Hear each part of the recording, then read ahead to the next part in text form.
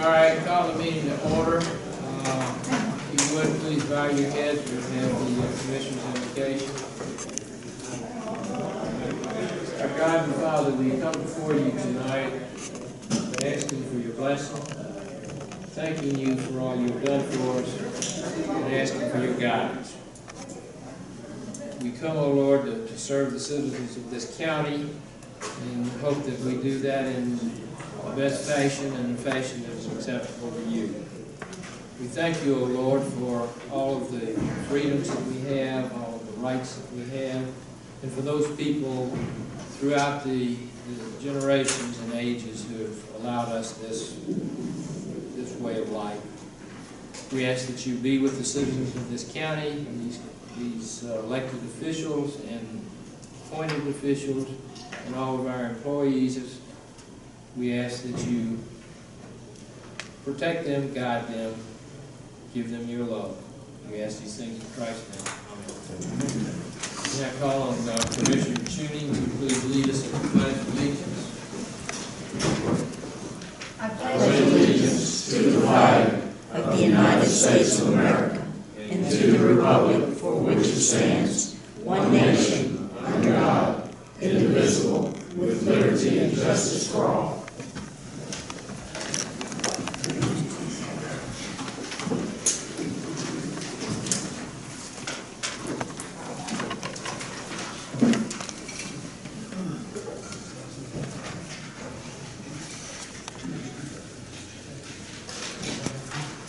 All right, Nancy, do you want to sign up? First item is the minutes of the August 7th meeting. Is there a motion? I'll make a motion that they be approved. I'll second. A motion and a second. Any discussion? All in favor, please signify by raising your hand. Motion carries unanimously. Okay, old business, grant submission authorization for the TAP grant. Mr. Dowling? Mr. Chairman, Board of Commissioners, this was discussed at the previous meeting on August the 7th. I did get some more information and clarification from the GDOT TAP grant representatives. Basically, they have indicated that if this grant is awarded, which is highly competitive, we can, and if like the bridge or any other thing takes too many resources, then they will allow us through paperwork to allow us to shorten the length and distance of the trail to correspond with the available revenue. So that's allowable. And if a previous grant brings us in trouble, that this grant can be moved around, again with paperwork, to remain that logical connectivity. So they said basically submit the grant, it's an 80-20 grant. They'll work with us in case something happens, and that even if we get awarded, it's the environmental processes will take 2 to 3 years before the grant is officially awarded to spend the dollars. So this is not a quick, easy fix. Going the Rails and Trails grant going from basically behind the Callaway Villas to about the country store. So basically staff recommends the board approve this grant submission before the deadline of August 31st. 80-20, county's paying 20, which is about $390,000, and it will come from SPLOST 2019 as well as T-SPLOST funds. All right, thank you, sir.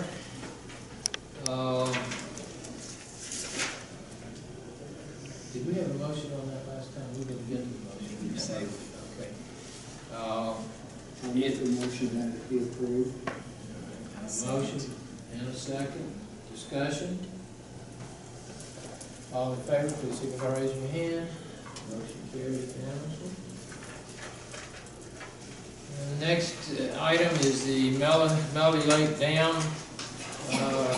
bathymetric study. And Brian Kimsey is here to provide a narrative along with these pretty pictures and things. Tell us what we're looking at. Brian, thank you for being here tonight. Be here. Well, I see you have your backup with you. Protect you. Matt. Have this in your pack. I don't like it.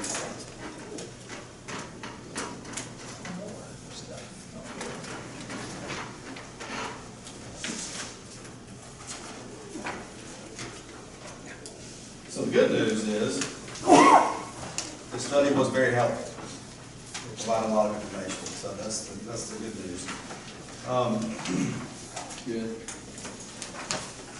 So when you're, maybe best to look at your color maps first, the ones that you got in your packet.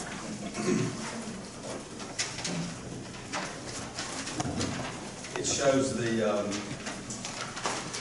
one that's got the contours on it. There's two different maps. One that shows kind of color shading. It shows And then the depths, contours. and then the contours. So look at the contour map. If you look around the edge of the pool, the edge of the water line, the contour lines are fairly close together. So that's the good news, meaning that if you lower the water level a few feet, it's not going to affect the residents, the homeowners, very much at all. And so, it was, like I said, it was very informative. It gave us a good definition of what the channel would look like, where the channel would go in the contours. So any questions about that before I go into a little more detail about the... Yeah, explain that. You said it won't affect them very much. So the steeper, tell us how you know that. Now look at the this. contours are real close together on the edge of the pool, so it's steeper. So if you lower the water level a foot or two, it's not going to decrease the pool, the overall pool very much at all. So what we were afraid of is if you lowered it by 2 feet, it may be very flat. And so when you lowered it 2 vertical feet, it's going to extend way on out. So it would be the pool would be drastically smaller. And that's not the case here. Okay. You only get that really in the upper end of the two fingers. that stick out. That's correct. Yeah. That's And correct. there are no residents, right? There's one, yeah, there are a couple. Okay.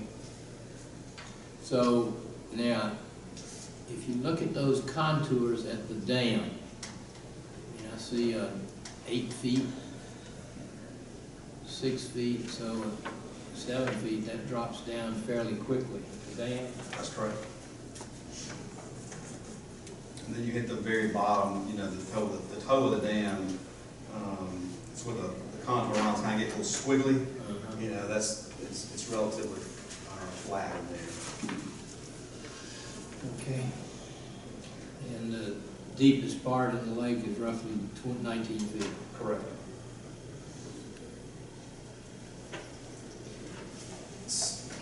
One other question, looking at this, the depth is really pretty much in the center.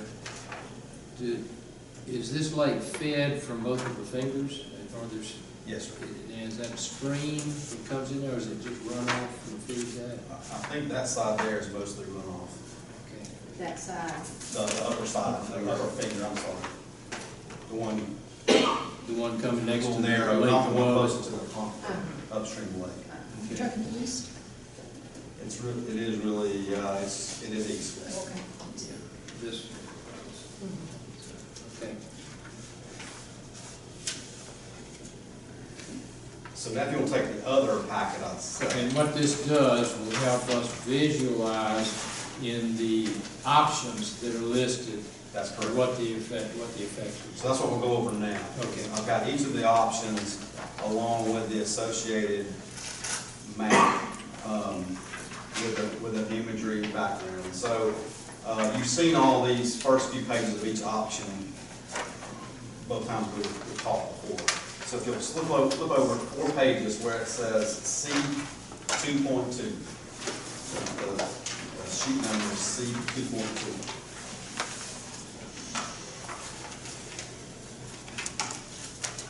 So to visualize this, you'll see 3 colored lines. You'll see a blue line, which indicates the normal pool, that's what it is today. The red line, which is what the 100-year storm elevation would be, and the green line, which is what we call that probable maximum precipitation, the big storm event. And so this is option 1, which is the labyrinth weir. So it gives you, basically the pool does not change, it stays exactly the way it is. And then these are the elevations that are associated with that. Yeah. The key thing to look at on this is, as we go through this, the reason we showed the PMP line on the plan is to show that it doesn't really impact the homes at all for that stormwater. In Option the one. labyrinth, where is that sec 2.1? The one right before That's that? correct. So this whole, the first 4 sheets indicate the labyrinth weir. So that's the high dollar, That's the That's $900,000. $900,000 option. And that 900,000 did not include rebuilding the road over the top of it? That's correct, no bridge. No roofs. Okay. So the road would be closed in this option.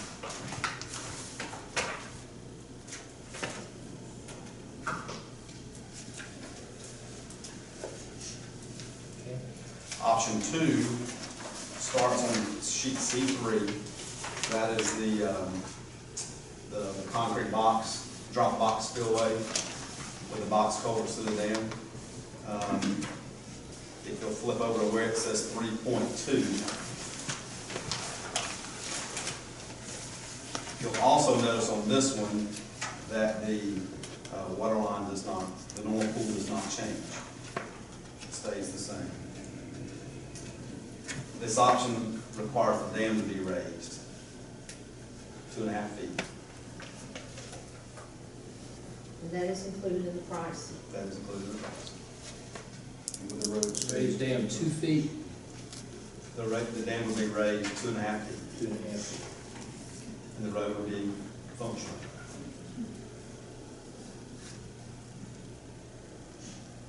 And is that road paving included in that price too?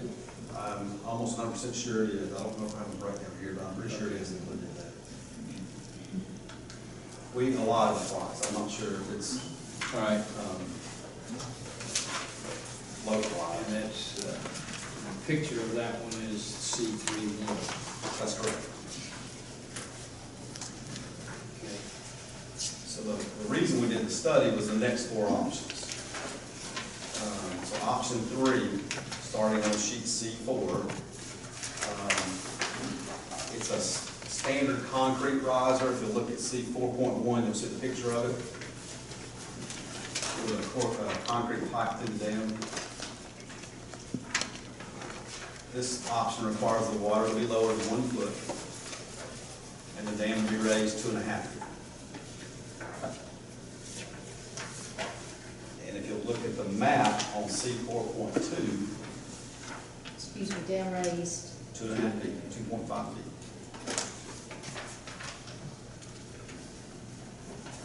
And the cost of that is on it. $650,000. If you look at the 4.2, sheet 4.2, you'll notice that there's a new line added. That's the orange line. Okay. And it is, you see how close it is to the blue line? That's indicative of the fact that it's very steep and it's not changing the pool. So the pool decreases less than a half an acre, lower than 1 foot. Overall. So it's very, very similar to what's there now. And in just a few short months, nobody will notice any difference. The water, the vegetation will grow back and on the edge, nobody will notice. And that has the road also across it, Yes, sir. and that's included. That's included.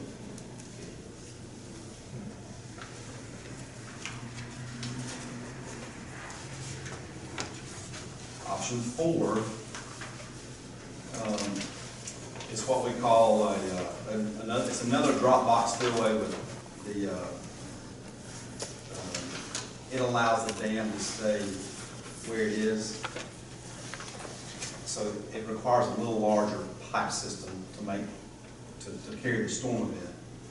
And we have to lower the pool 2 feet. To do that, or after it's done? We have to lower the water level 2 feet but it doesn't change, the top of the dam stays where it's at. The road stays the same elevation it is right now. But there's still some work that has to be done. Yeah, they'll have to notch the dam to put the system in, Yeah. but it goes back to what it is right now. And does this include paving the road over that? Yes, ma'am. Because I know we talked about which ones did and didn't.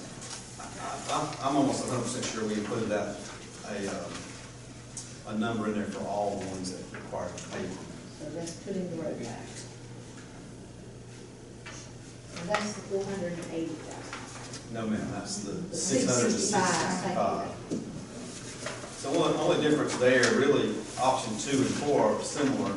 One is raising the dam, one is lowering the pool. That's the difference of the two. I mean, the So you cost. said the other one was a half-acre decrease, what would this one be? I've got it in here. I think it's about It's like twice as much. 1.3 acres, 1.3 acres. So if you notice in the fingers that you're talking about, you'll see that's where it, a little bit more. It's still not, I don't think it's very noticeable. It won't be very noticeable for 2 feet.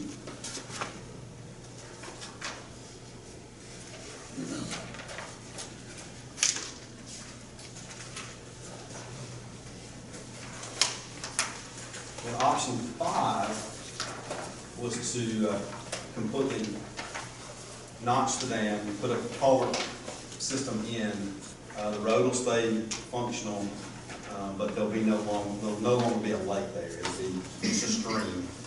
So that, what you see in this picture is what the blue line would indicate what the stream flow would look like, or the channel would look like in this. My concern with this one is, because the slopes are so steep, it will be very noticeable when you lower that. If you took the dam out completely and lower that, the side slopes, you got house yards coming up, and it's gonna drop off.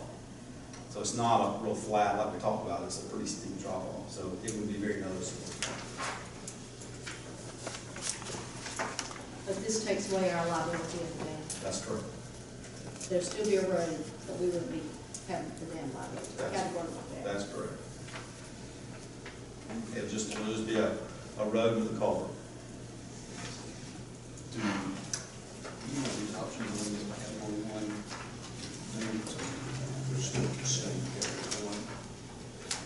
1? Only option 5 and 6 remove that category 1 status. And then the last option was to completely just notch the dam, leave an opening there, close the road, and return it to a stream. That is your cheapest option, but the road would no longer be functional. No road, no dam, no lake. Correct.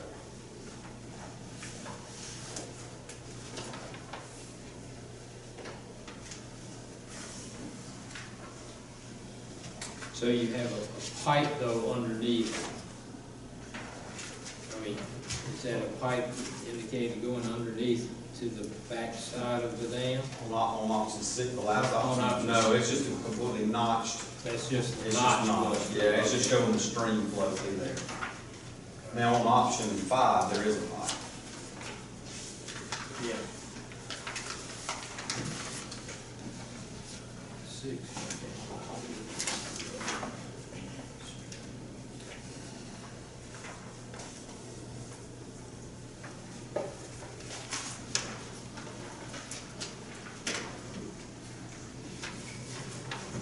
And blue lines in is roughly what the deep part, where that water. The blue line is where where it was indicated by the survey where the stream channel would return to.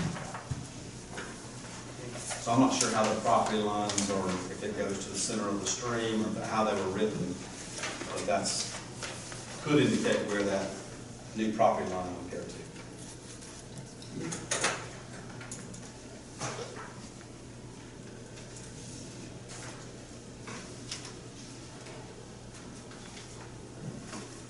This sure helps me.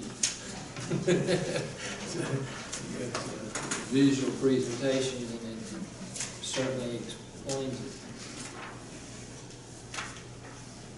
So option 3 is $15,000 cheaper than option 4.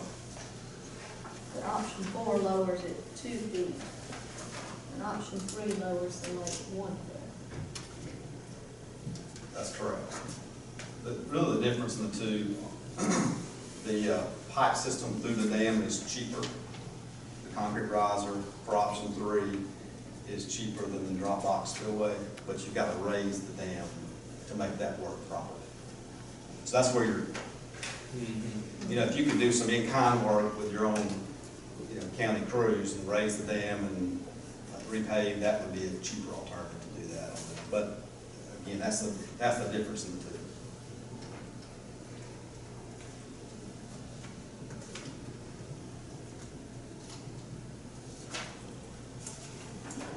Question with option 3 is showing raising the dam 2.5 feet and repaving the road on top.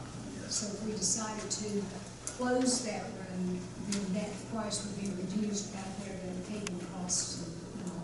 It would be small compared to the overall, yes. Thank you.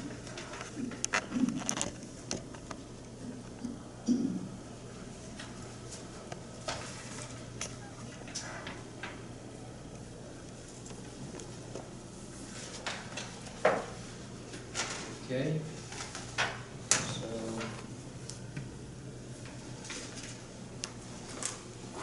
since you learned a lot from this, as we are, what is your recommendations and why? Or maybe we want to do that for each one of them, what's the positives and the negatives? Sure. I think after hearing everyone's discussion, option 1 probably is out in cost. That's the best alternative without changing anything. There's nothing that changes other than adding this structure in place that carries it. So I would not recommend option 1 here in the discussion.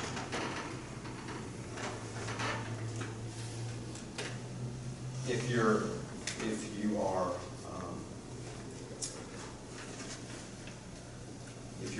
okay with lowering the pool a few feet, then option and keeping the pool, keeping the lake, maintaining the category 1 status, you'll still have to do inspections every quarter, and then every 2 years, the engineer will have to do inspections, keeping that maintenance. And option 3 or 4, either one, depending on if you want to raise the road or not.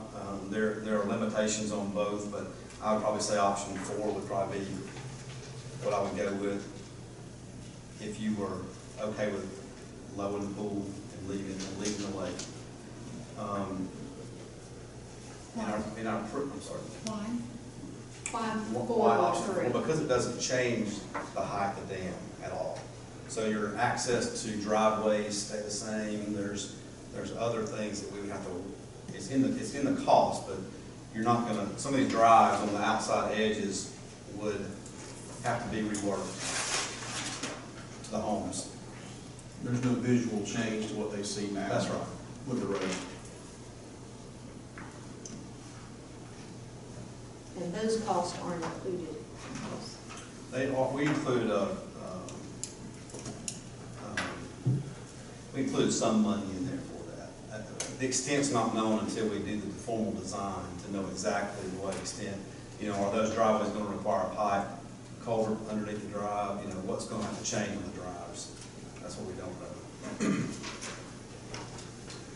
know. If you are fine, if you really want to leave the county with no liability, then I would stick with option 5. Option 5 is removes liability for you, and you still have a road that works properly.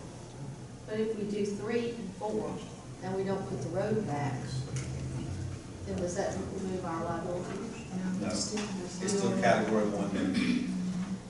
The dam will still be there, the road may not, but the dam will still be there.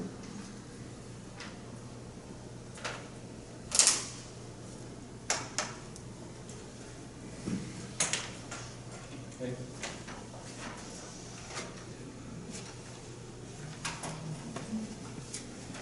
There may be some, once you choose an alternative to go with, now that we see how steep the sides are, we may be able to tweak a few more.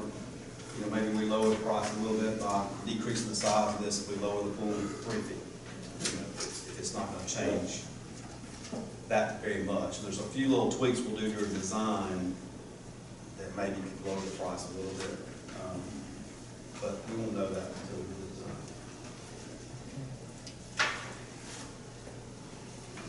Anything else you want to tell us? No, I mean, just, like I said, I was encouraged with the survey because if you present this to the homeowners, it gives you Yeah. valuable information to say, here's your changes that's gonna happen. When you present this. Well, when Those are I. larger sketches of this? Those Those are larger? are larger, yeah. Yeah, So okay. we'll bring that back whenever they want. I can leave it with you, but. Matt, is there anything you want to add to?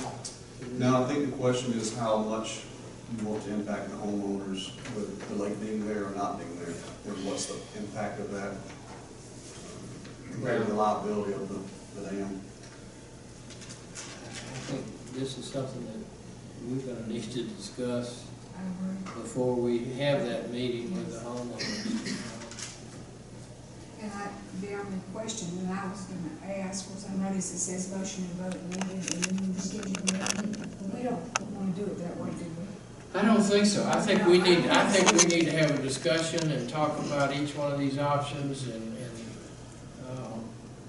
you know, what our preferences may or may not be, and feelings may be, and I agree. and then That was my concern. also trying to anticipate, you know, what if the homeowners absolutely demand this or that, and so that we at least were prepared to answer They need to that. be brought in on all of these, So, all of this, rather than us go in and say, this is what we voted. yes, yeah, we need their feedback. I guess, you know, we can, Mark, let me ask you, some of this, the things that we say, you know, we might not really want it to be public, but if we are going to have a meeting of the five of us, I mean, this isn't property acquisition, I don't think. I don't know that it would change the taxation, because the lake still is in the name of the homeowner association, therefore the land under it would be. So it's not a matter of land acquisition. I mean, this is just an actual decision, so. Actual decision. Sometimes we gotta be willing to say in public. That's right. You will not apply a fee, interest, or to anything. Yeah. So I don't know whether you wanna have that discussion tonight, or whether you wanna have after now having the advantage of these drawings and having this discussion, look at it, and then we just have a special meeting or something. Yeah, Or personally, 2 I would weeks. prefer to be able to look at this a little more closely. I think we all should, just so that we may have some more questions. I don't know whether you wanna do it. We have a retreat coming up. We got a It's retreat in a month. We'll do it in September. sometime Yeah, in September. Yeah. Wayne, can you get us a figure of how many of these people are delinquent in their taxes? I can't get you the delinquent folks, but Vicky can, so we can do that. Yeah, We can certainly- because almost all, I think, if there are 35 properties, I think only about 5 have houses on them, and most of them are, the value is like $1,100, half of them are $1,100, and the other half are $2,400. There are 32 unique owners around the lake. 32.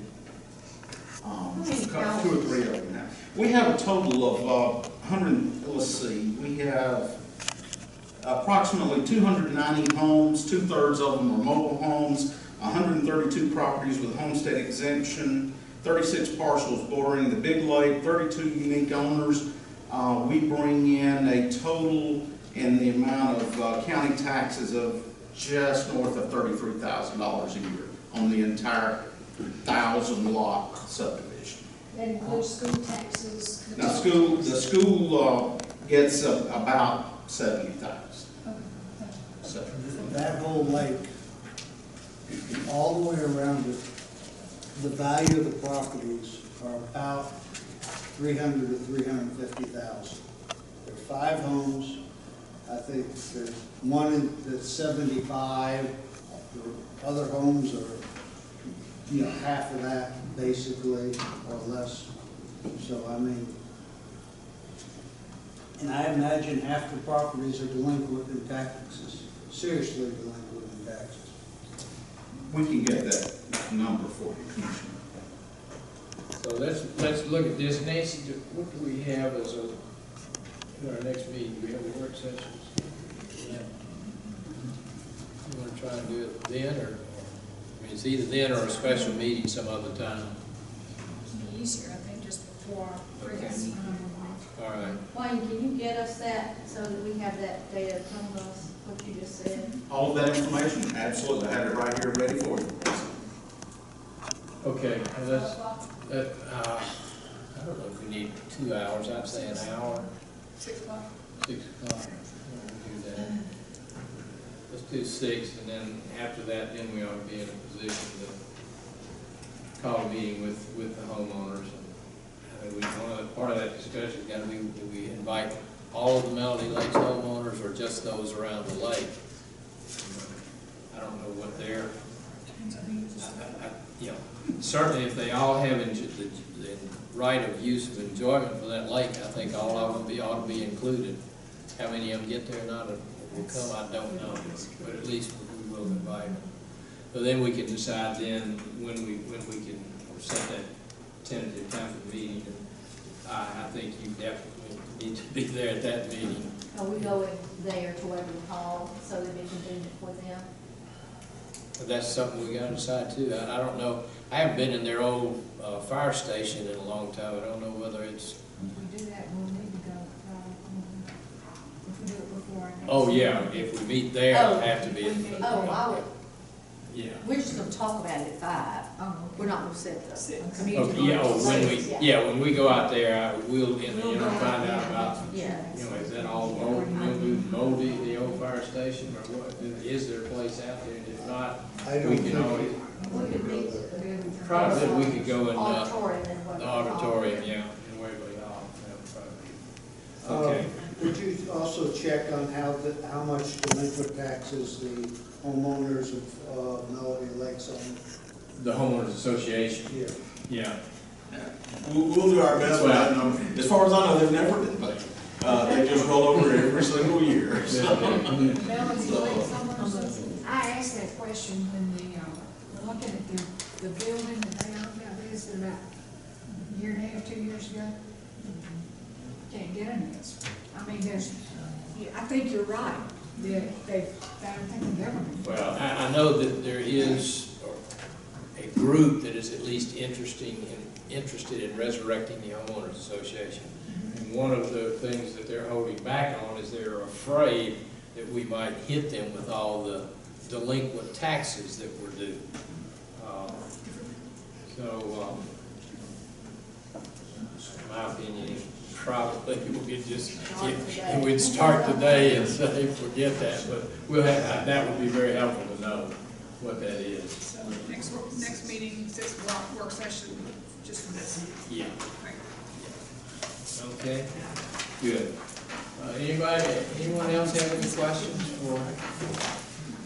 Nancy, is that September the 4th? September 4th? I think so. For Brian? Thought I'd be here that meeting. September 4th, if you. Labor Day? No, it's the day after Labor The Day. day after, that's September 4th. I think it might be helpful, just in case we have any other questions. I'm sorry, but I hate for you to be here and not have any questions, but I'd rather be safe. Okay.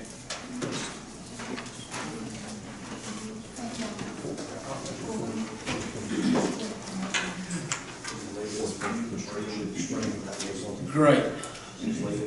Yeah, you can leave it here. No sense you're having to drag that back and forth. Yeah, put it over there in Nancy's. It'll either be in Nancy's office or Randy's office. We might find it easier in Randy's. That is a fact. Thank you, Brian. Appreciate it. All right, any other old business? Okay, new business, set the millage rate for this next tax year. So Wayne wants us to get that done so he can send out the tax bills and get the digest approved first. You have it in your packet, it's not news to you. Basically, details the millage rate, the county millage rate, and because the rollback in effect goes to 8.63 instead of 8.64% now. The school board millage is 18.56, which includes a 17.91 millage and then 0.65 the school bond indebtedness. And then there are the millage rate for West Point portion that's within the county is 5.178. So I guess we need a motion. So does anyone wish to make that motion? I'll make a motion to set the county millage rate of 8.63 mils, the portion of West Point at 5.178, and to authorize the tax commissioner to collect the school board's millage of 18.56 mils. I'll second it. We have a motion and a second. Any discussion? All in favor, please signify by raising your hand. It's unanimous. Okay, next is the request for tax refunds with one big correction in there on the first one, and that's, what was it, Nancy, 116.40? 116.42 instead of 116.42. So we have two requests. The first is by Edwin Davis, Burnt Hickory Way in Fortson, Georgia. Amount of $116.42. He paid the taxes on his Acura and then sold it prior to his birthday, which is the tax due date. And the Board of Tax Assessors agrees with that. So does the Board of Tax Assessors. The second one is John C. and Eileen O.T. Sanders, 413 Baker Road, Shiloh, requesting a refund in the amount of $351.48 in 12.9 acres with a cabin pad. And the original permit was for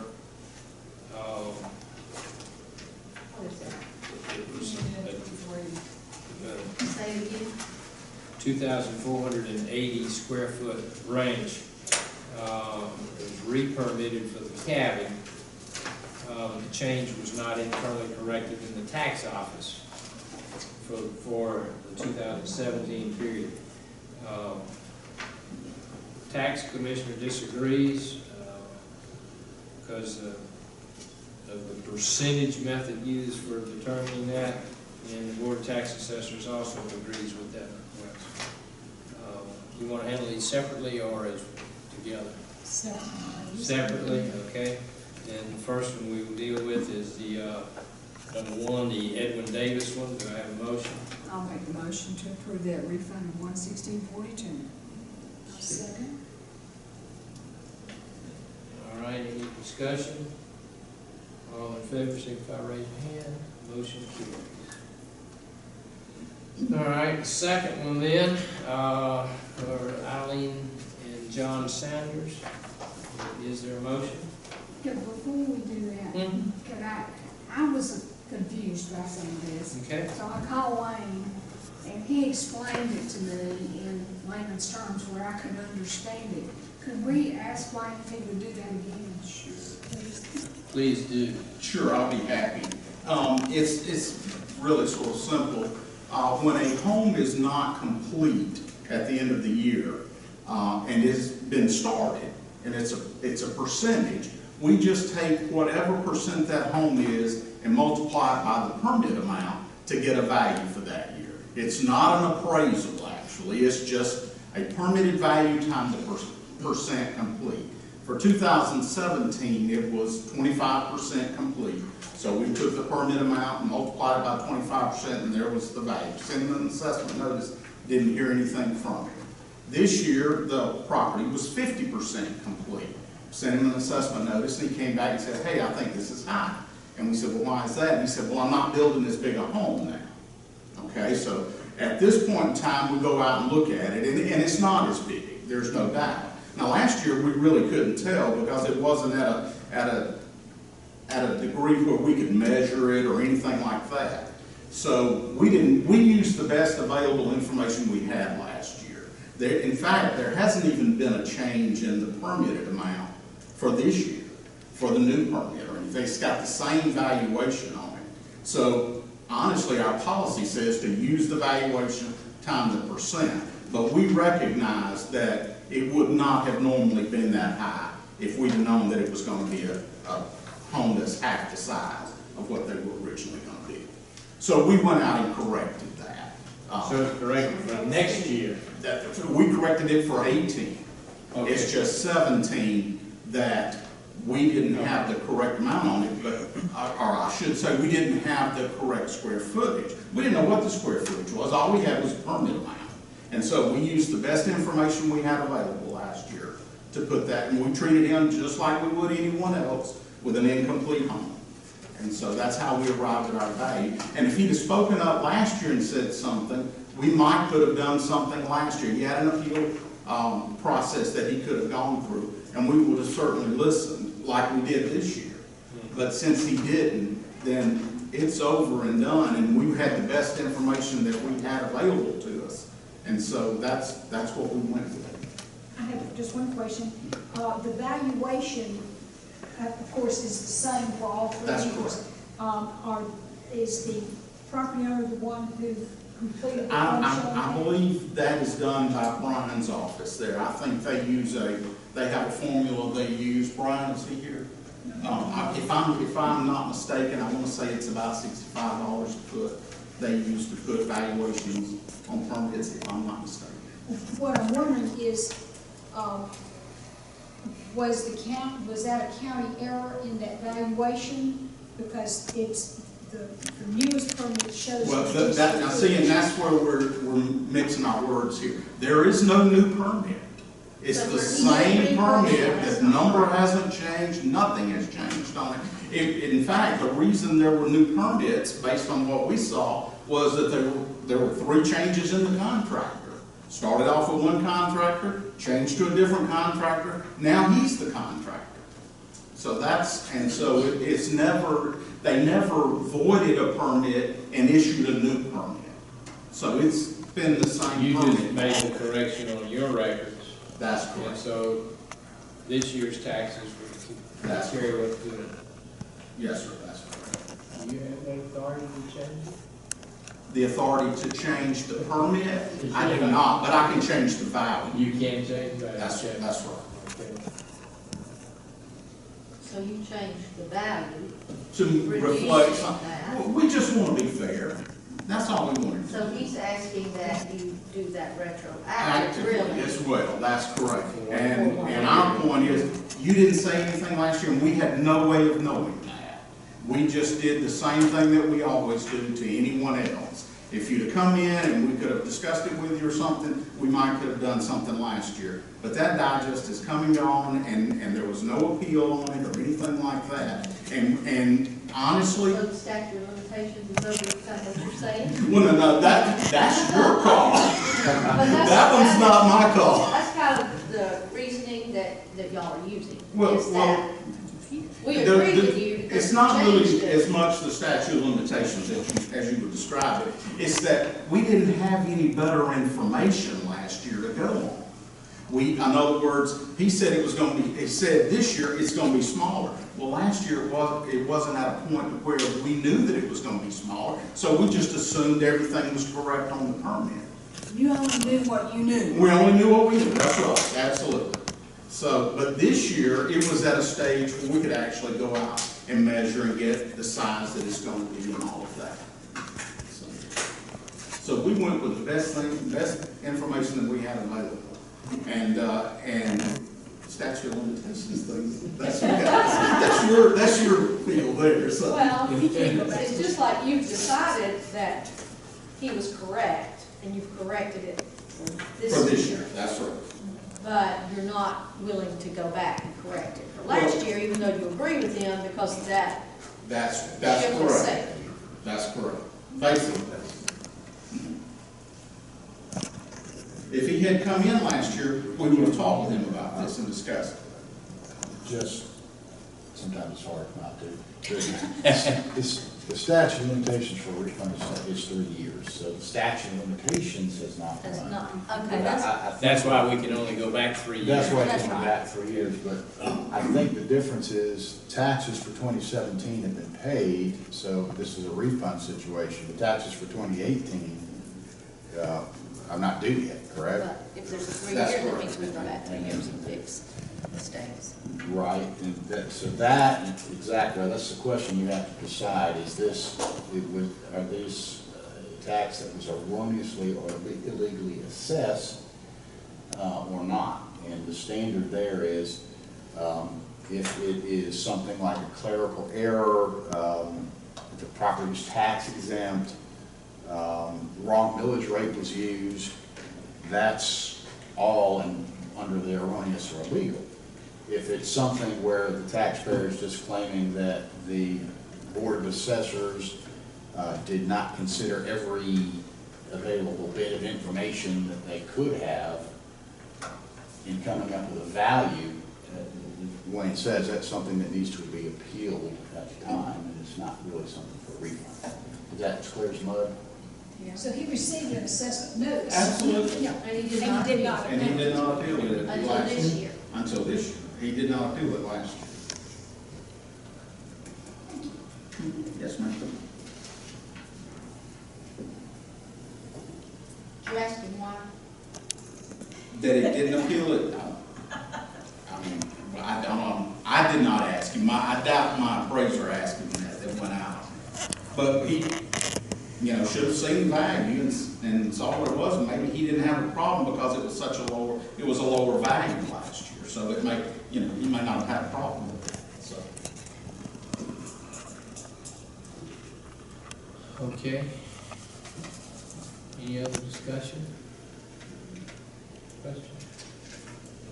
Is there a motion? I'll move that we, deny the refund. And I'll second that. Okay, we got a motion and a second to deny. Any other discussion? All in favor of that motion, please signify by raising your hands. Opposed? Carries 4-1.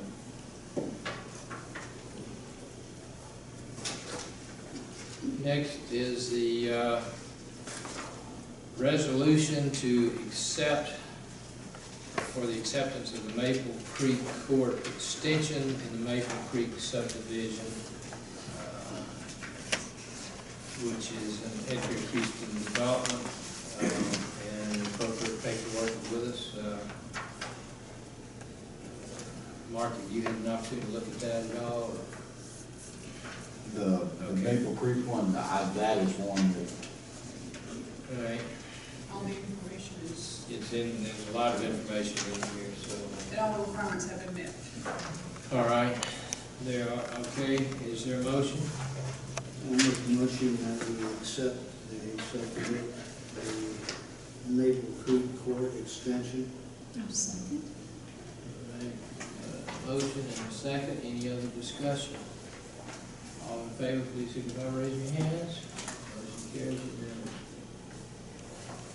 Any other new business? Okay, Mr. Dowling, project updates.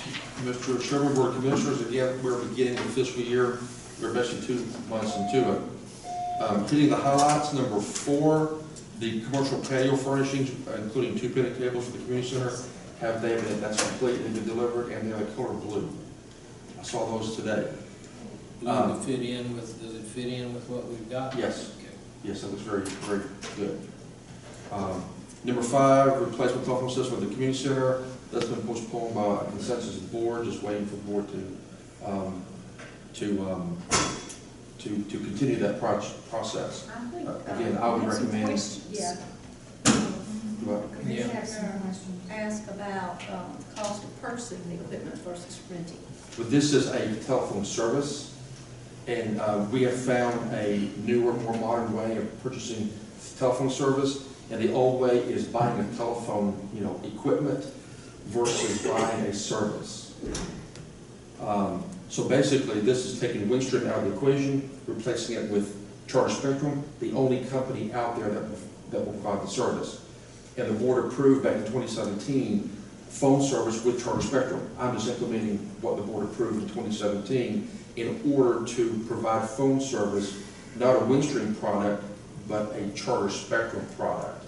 In talking to Charter Spectrum, they can provide the telephone service like Windstream for the same cost, plus give us more equipment, repair, maintenance, those kind of things. So we're basically not going to buy equipment, we're going to buy a service.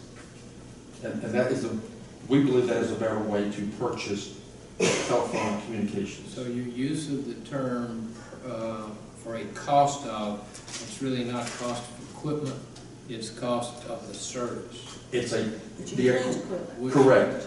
That's how AT&T and Charter Spectrum, that's how Charter Spectrum is telling us that's how to buy telephone communications in today's world, is to, since we've already agreed to buy their phone service, they can, for hardly any additional cost than what we're paying now for unreliable Windstream service only, and to modernize our equipment. Charter Spectrum says, hey, I'll give you the phone service, and I'll give you all the instruments, repair, maintenance, for nothing, for no more additional funds. I think the issue was, based on what was budgeted, was for purchase. And the question was, if we did purchase, the cost of that, which would be what would it cost to purchase the equipment, what would the maintenance be, and what would the actual service be, so we can compare that to what's been proposed, to include kind of the leasing of the equipment and maintenance.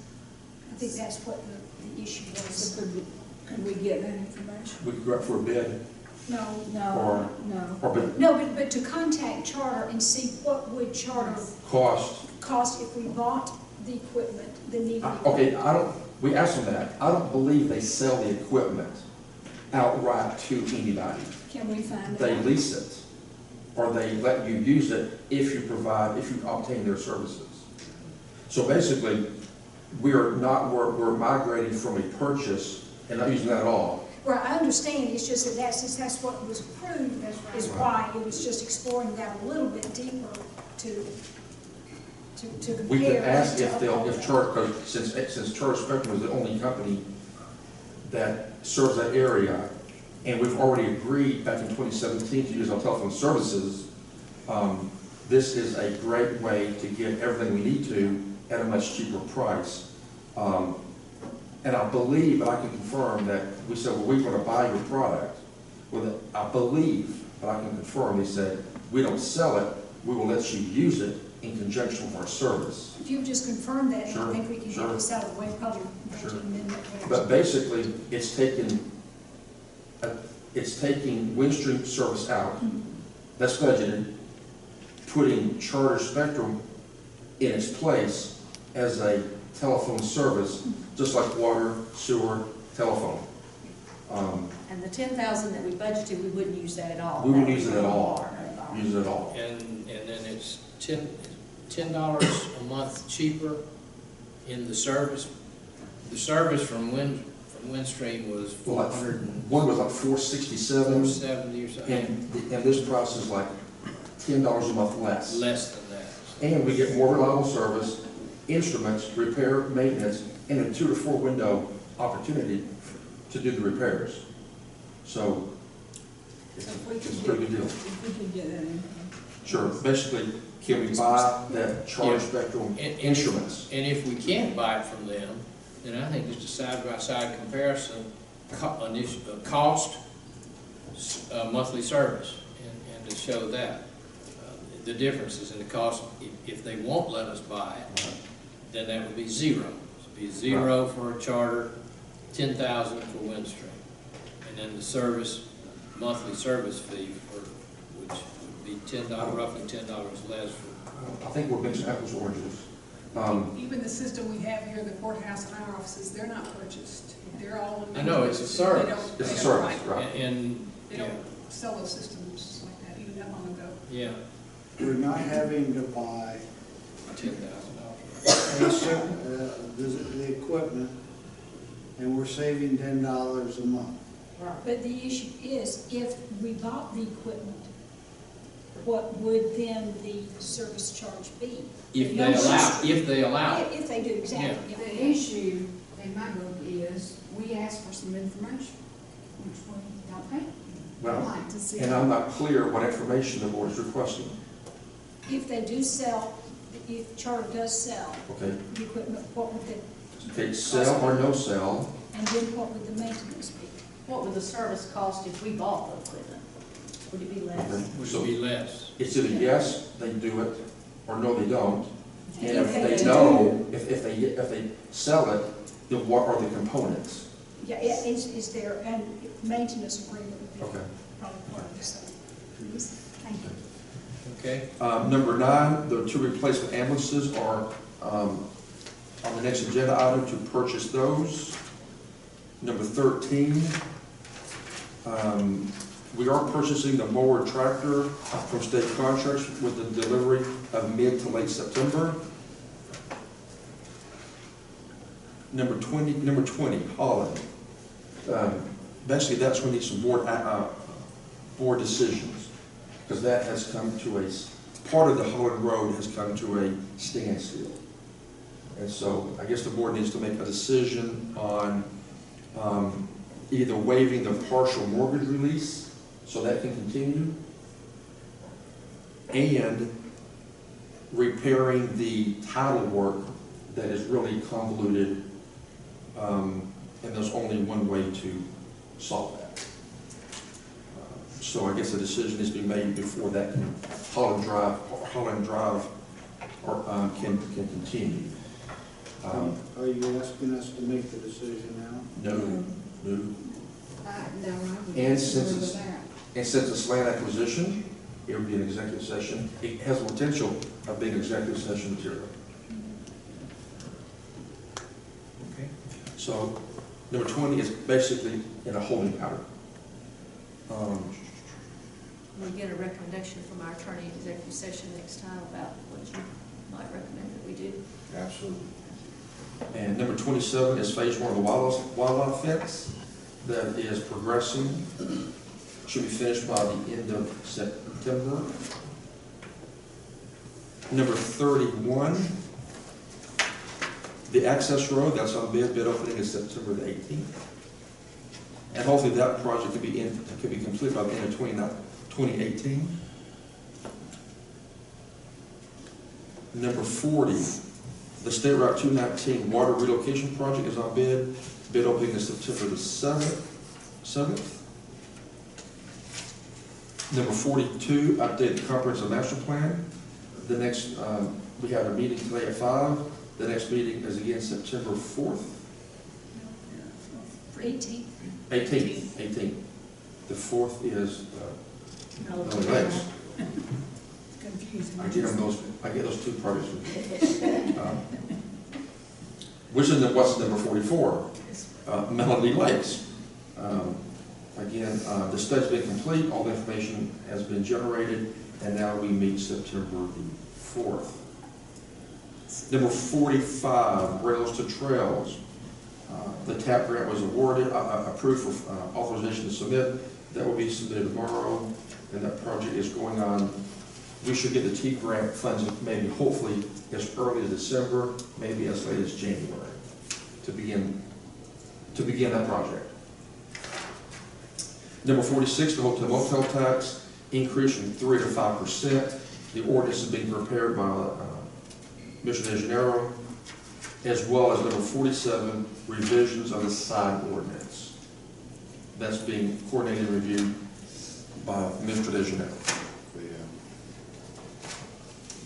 On number 46, the ordinance is actually prepared for what needs to happen next. There has to be an agreement with the Chamber of Commerce with regard to the distribution and forming, and that's still being worked on.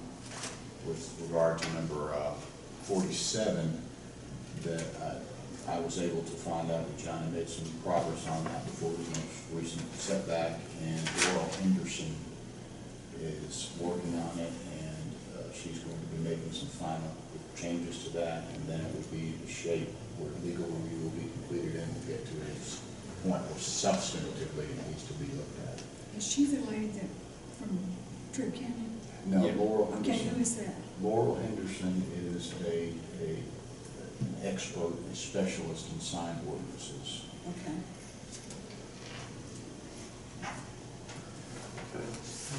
And that's number 47 and number 48, the Daysall Stream relocation. Again, the board approved that at the last meeting, and we're getting all the paperwork in place to begin that project. Hopefully that can be done by the end of December. And number 50 is a new one. After meeting with Callaway, they inquired about this project, number 50, and we talked with DOT, and that flashing beacon at the crosswalk at the Callaway Country Store should be, it was submitted back in 2017, and it should be completed by the end of this month. I think they were working on it today. Yes. They said they're going to be done by the end of this week, but I hit my bet and said late August. So again, that's a project that's been going on since 2017, putting a little pressure on GDOT. I think they came up just a little bit earlier. And so basically that's, and all the loss and loss numbers and single family building permit issuance have not changed since last meeting.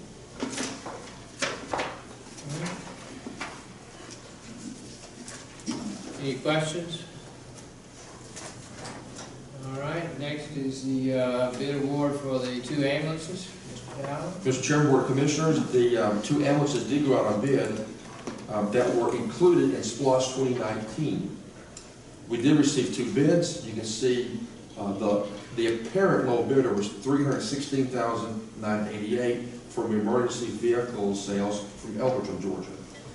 The other bidder was Custom Truck and Body Works from Woodbury, $321,162. Upon evaluation and review of the 2 bids, it was determined that the low bidder of the $316,988 did not include the requirements of including the stretchers for each of the ambulances. So therefore, that bid is disqualified since it was requested in the bid specs. And we did confirm with Custom Truck and Body Works that the $321,162 does include the 2 stretchers, and they meet all the specs. So therefore, we're recommending that Custom Truck and Body Works from Woodbury receive the bid, the 2 ambulances, the 2 stretchers for $321,162, and delivery is going to be 90 to 120 days from the receipt of the chassis. Now, the chassis can take up to 140 days. So, worst case scenario, 8 months. Best case scenario, 3 or 4 months. I spoke with Jimmy Friday, he said the chassis would be here in 4 weeks. Okay, so if the chassis is there in 4 weeks, so it's 120 days plus 30 more days. That's probably best case scenario.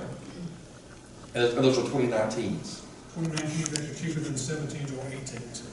2019s are cheap. Who would have thought it? Okay, and again, this is done from SPLOST 2019, and it's well under the $400,000 budget. Did anybody happen to ask the question of how much a cot, stretcher cost? 17,000 each. Okay, substantial. Blows me away. Wow. But those are very modern power stretchers. Yeah, everything's expensive. Okay. All right. Thank you, sir. Is there a motion? Make the motion that we award the, or accept the bid from Custom Truck and Body Works out of Woodbury for the 2 ambulances. All right, is there a second? Second. Okay. Any other discussion? All in favor, please signify by raising your hands. Motion carries unanimously.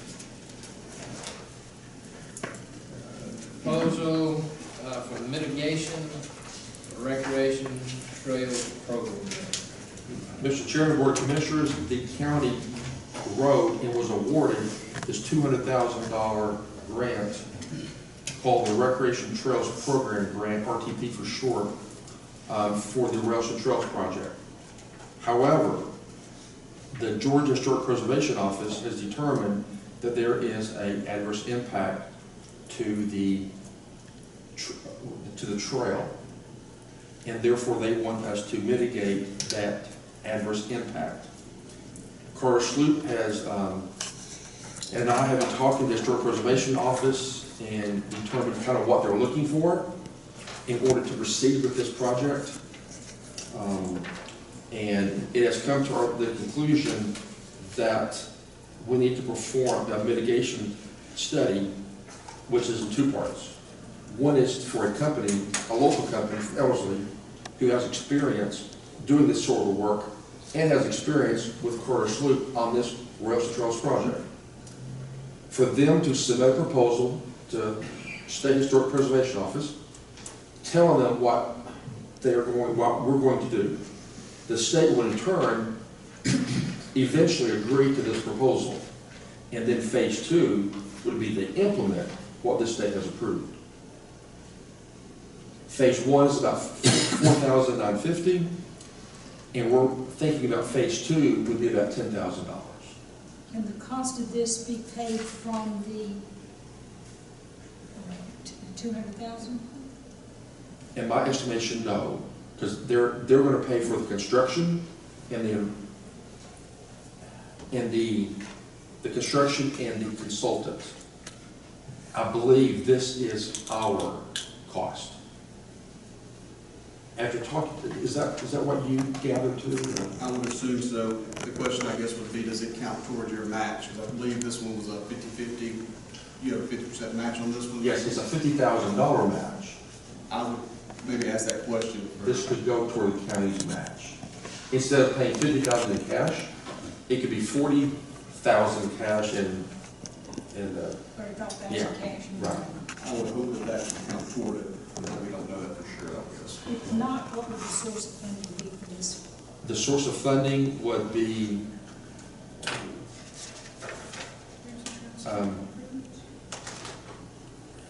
yes, it's in the budget, Rails and Trails project fund, Okay. which this grant has already been included as a revenue, and the matching funds have already been in the budget. But the matching funds could be these expenses, or we could at least angle it that way. So for this project to continue, we're going to have to engage this company from Ellerslie called Southern Research Historic Preservation Consultants. Let them do the phase 1.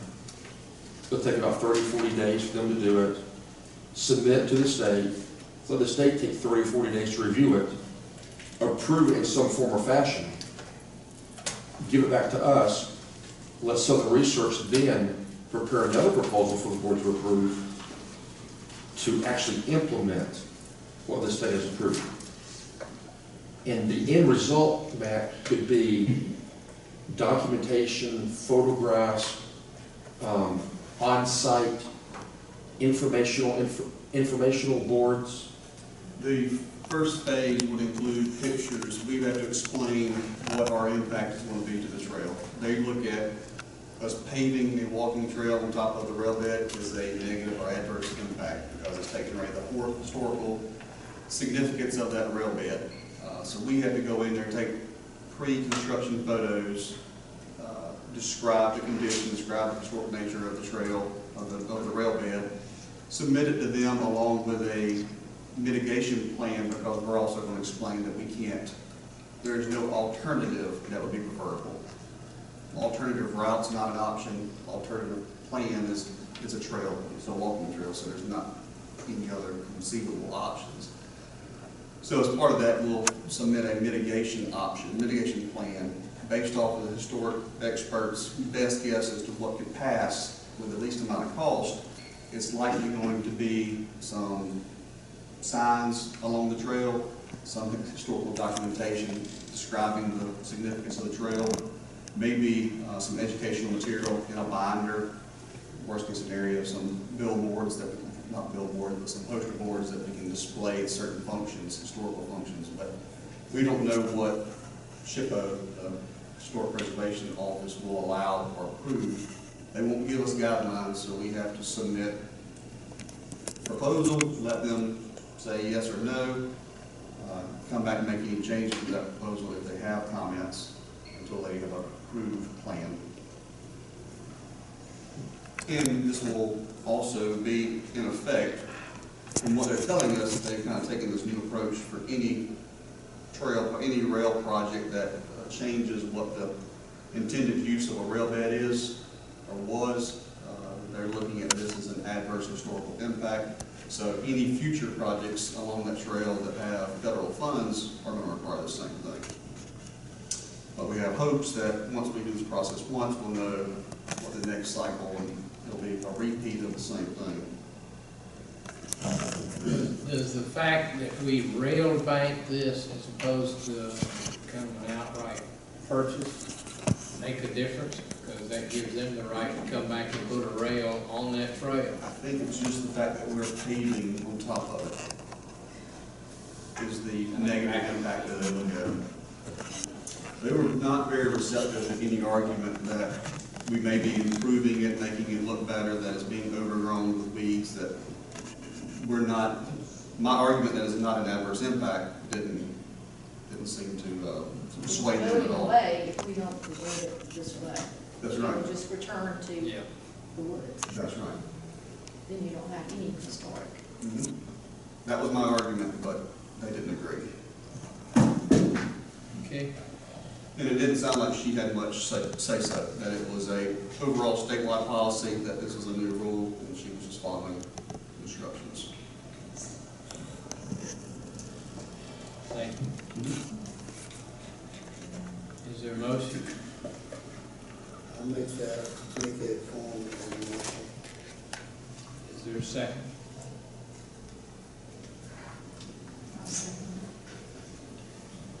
Motion is second. Any other discussion? All in favor, please signify by raising your hand. Motion carries. Anything else, Mr. Dowd? That's it for me. All right. The next item on the agenda is agreement with Trailer Business Services for personal property verification. Mr. DeGenero, are you out on this one? I reviewed that. This appears to be a standard agreement that is renewed every year with the tax assessor's office. It is technically an agreement between the Board of Assessors and their consultant. However, the statute specifically requires it to be approved by the Board of Commissioners. It's why it's been done, approved every year. Reviewing it, I don't see anything in there that would give me any great concern. Every lawyer probably has little snippets of things they would do differently, but I don't see anything in there that would be a deal breaker. All right, thank you, sir. Is there a motion? I'll make the motion that we approve. Motion and a second for approval. Any other discussion? All in favor, signify by raising your hand. Motion carries. Anything else, Mr. DeGenero? Thank you, sir, for pinching again. Just an update, Mr. Taylor did come back from some additional surgery. He had fallen and apparently injured an old back surgery on lumbar 3, but he's sounding good and stronger. He started therapy. He still is barely on a walker now, so he's still got rehab to go and whatnot, but he's feeling no pain, or very, very minor pain at this point, so seems to be headed in the right direction. Hopefully this time we'll get through it all. So that's the update. Is there anything else? All right, then I will entertain a motion for adjournment. Motion to adjourn. Motion and a second. All right.